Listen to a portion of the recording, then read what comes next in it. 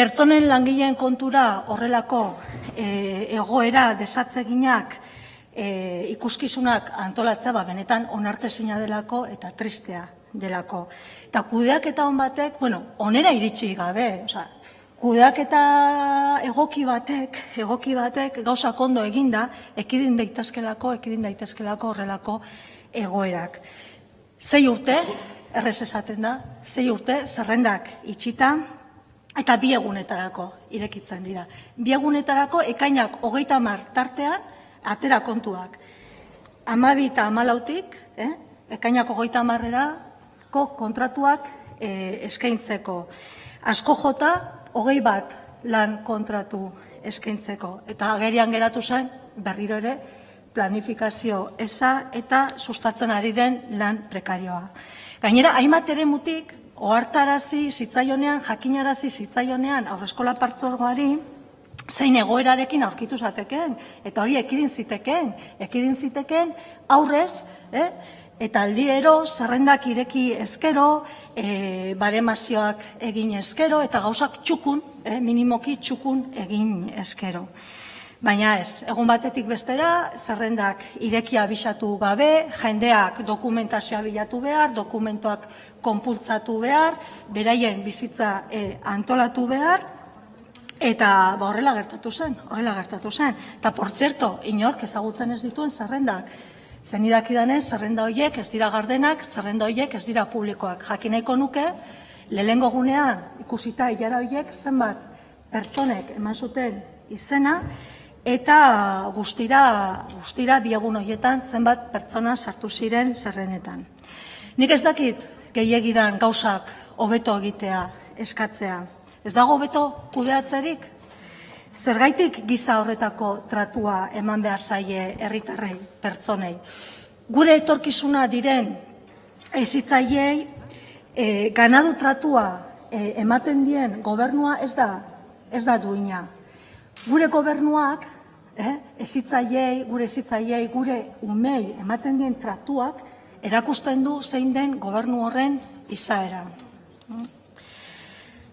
Ez dakit zema kostatzen den gauzak modu planifikatuan egitea, lehen esan dudan bezala, noizbenka aldiero zerrendak ireki, barematu, kalitatezko enplegua bultzatu, azken finean guztiok behintzat aldugun neurrian bizitza modu normalizatuagoan antolatu ahal izateko.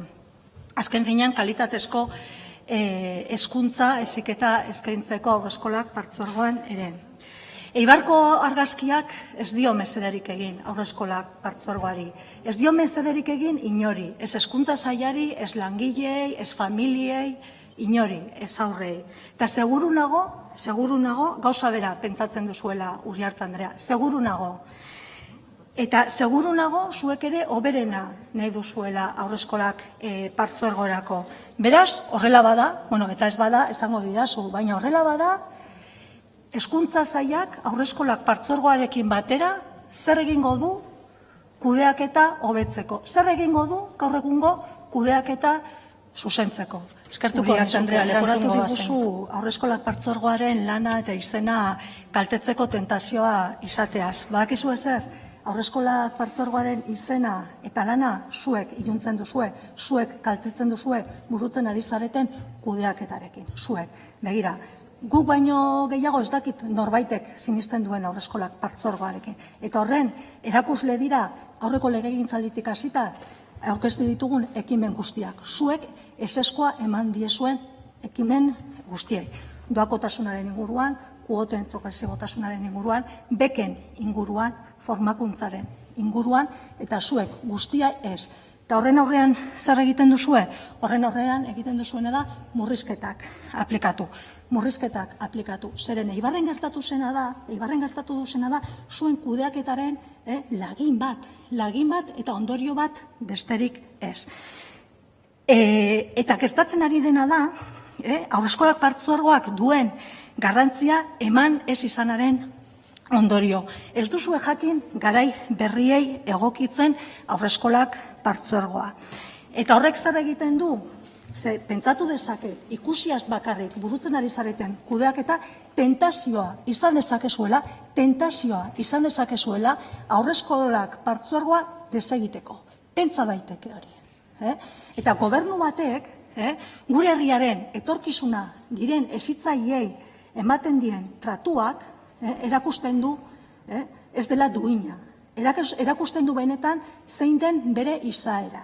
Eta gobernu honek egin behar duena da, bere hezitzaileak, bere umeak zaindu, egin behar du haurreskola partzuergoa zaindu, egin behar du gure hezkuntza sistema zaindu, gure etorkizuna direlako. Eta horrek eskatzen du kudeaketa bat.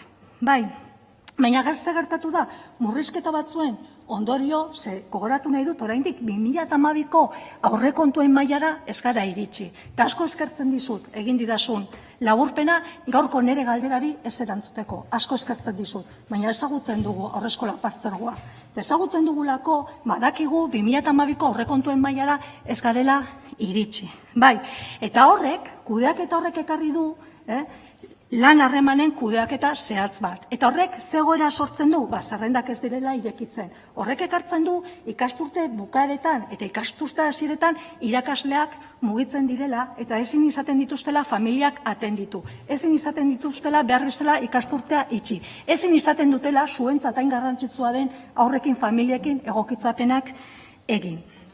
Eta hemen, eta eskertzen dizut, aitortu duzula gertatu zena ez zela egokia izan. Baina benetan horrela sentitzen baduzu, aitortu beharrean, egin behar da neurriak hartu eta kudeaketa zuzendu. Zeren esan duzu ez zegoela jakiterik. Zuk uste duzu 6 urtetan, zerrendetan dauden pertsona horiek hezkuntza sailaren haurreskola partzuergoaren deiaren zain daudela. Pertsona horiek bereien bizitza aurrera atera behar dute, eta horretarako lana bilatu behar dute, lanpostua bilatu behar dute, eta ez daude zuen deiaren zain. Eta hori zuek badakizue, neko eskarmentu badaukazue zerrendak kudeatzerako orduan. Eskarmentua badaukazue. Eta gainera, sindikatuek ohartarazi dizuete horretaz. Zenbat aldiz esan dizuete zerrendak irekitzeko? Urtean gutxienez behin zerrendak ireki behar direla, panematu behar direla. Zenbat aldiz? Orduan, mesedez, entzun, konpartitu, elkarrizketa bideratu, negoziatu, adostu, zeren orain arte hori ezabiltzate egiten. Eta iruditzen zaigu, egin behar duzuena dela, zuzendu, benetan sentitzen baldin baduzue eta konbikzioa badukazue, etapa hori funtsezkoa dela. Eta benetan konbikzio hori baldin badukazue, urratsak eman behar dugu, etapa hori doakoa izateko. Urratsak eman behar dugu hori hezkuntza sarean sartzeko. Ze benetan gure etaparen, hezkuntza sistemaren etaparik funtsezkoena eta importantea delako. Eta bai eskatuko nizueke zerrendak urtean behin gutxienez irekita egoteko irizpideak zehaztea. Barematuz eta gardentasunez. Lan-metaketagatiko kontratuei amaiera ematea. Iruzurrean oinarritutako kontratazio eredua bukatzea. Hor daude sententziak. Behin-behinekotasuna batez beste 41% dela murriztea. Hezitzaileak ikasturtea euren ikastetxetan bukatzea eta ikasturtea behar den bezala hastea egokitzapenak eginez. Eta abar. Pentsatzen dut posible dela, zuzendu daitekela eta guztion artean egin genezakela, guztion artean. Eta guk proposamenak mahai gainean jartzen ditugu. Nahi duzuenean, konpartitzen ditugu eta adosten ditugu. Ubera Anderea, amaitu da zure mesedez, Uriarte Anderea zurea da hitza.